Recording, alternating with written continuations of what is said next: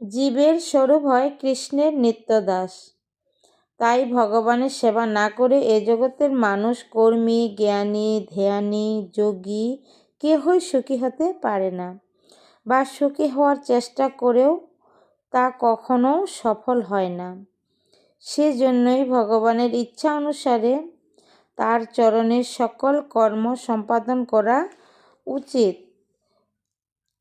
সেটাই যথার্থ বিধি, আর সেটাই সকলের পালন করা কর্তব্য। ভগবান আরও বলেছেন, তার নির্দেশ অনুসারে শ্রদ্ধাপরায়ণ হয়ে এবং হিংসাশূন্য হয়ে তার কর্তব্য কর্ম এবং অনুষ্ঠান যিনি করেন, সেই ব্যক্তি কেবল তার কর্মবন্ধন এবং এ জগৎ সংসারের মায়ার বন্ধন থেকে নিজেকে মুক্ত করতে পারেন। ভক্তি মানে শুধু অনুভূতি নয়, ভক্তি মানে দায়িত্ব। কৃষ্ণকে ভালোবাসলে তার সৃষ্ট জীবদের প্রতিও আমাদের ব্যবহার বদলাতে হবে।